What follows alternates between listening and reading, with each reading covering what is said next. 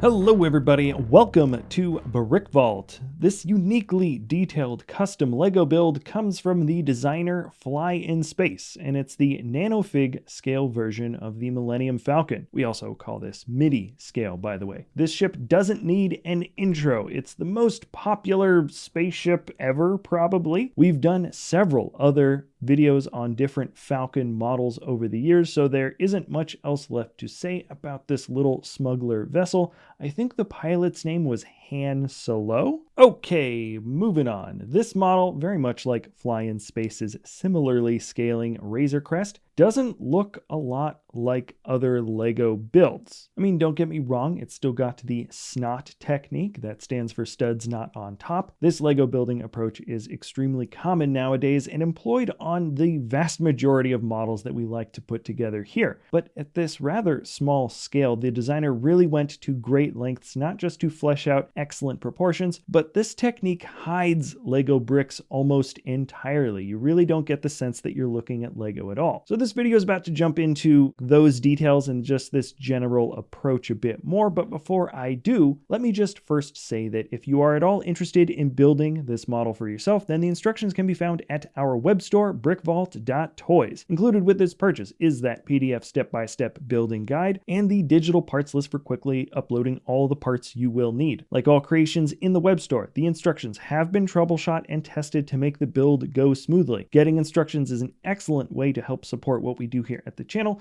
and it supports the awesomely talented designers that we work with, like Fly in Space, who has also created the Imperial Star Destroyer Torment, the Venator Negotiator, and the MIDI scale Razor Crest. Link in the description if you want to get started with a custom build of your own. And now let's see what this little Millennium Falcon is all about. Often you guys, our regular viewers, have a fairly solid frame of reference, I think, when eyeballing the size of a LEGO build. But when I first saw the images of this model, my brain did that thing, you know, where it couldn't tell how far or close something was for a second. And that's just because I couldn't really see the bricks at first. I had no solid frame of reference. This is a 34.5 centimeter long build, or just about 13.5 inches long. Not tiny, but the shaping proportions are impressive at this size.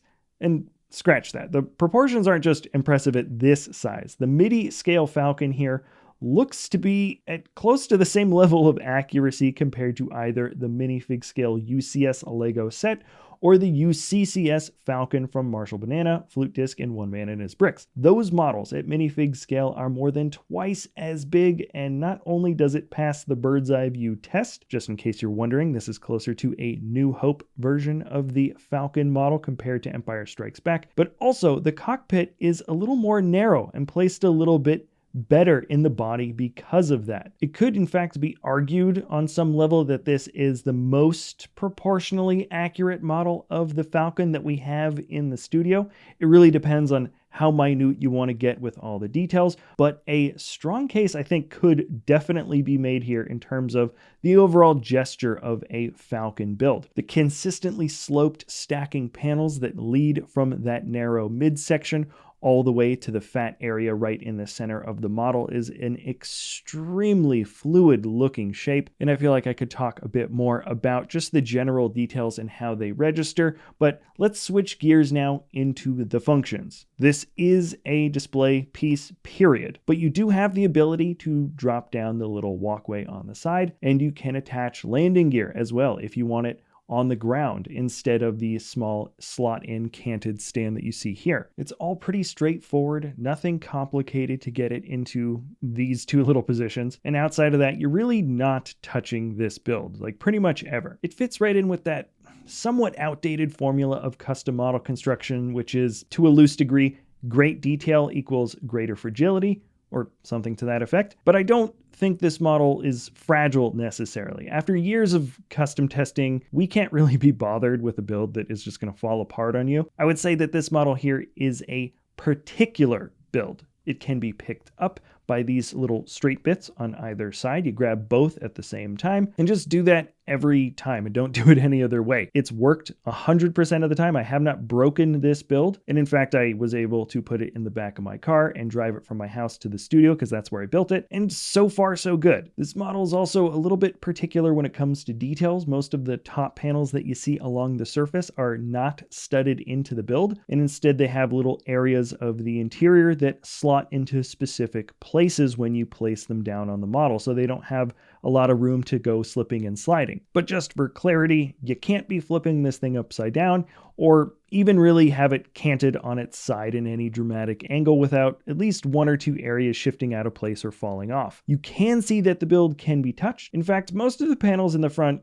don't move at all or barely move, while you only get a little bit of movement on some of the sections in the back area. When I was first finishing off this build and putting on the final adjustments and the last little touches, there's a time when you're kind of finessing some of these panel areas so all the chunks want to fit in correctly, but with that little bit of extra patience towards the end and the incredibly specific and very well detailed instructions from Fly in Space, there's a consistent way to get this ship both looking and feeling right when you're picking it up and moving it around. So that's, I think, just about it, I would say, for this MIDI scale model. They look really fun together with the Razor Crest and the Falcon. Technically, their scales are actually a little bit different from one another, but not so different that I think it doesn't count as a MIDI scale build. The Falcon scales pretty much perfect with a nano fig, while this Razor Crest model I think scales a little bit better with the nano fig plus a plate. So anyways, that's it for this impressive little Falcon build. If you enjoy our content, feel free to like, subscribe, comment, or share. Let me know what types of other custom creations you would like to see built in the future. Thank you so much for sticking around to the end, and we'll see you next time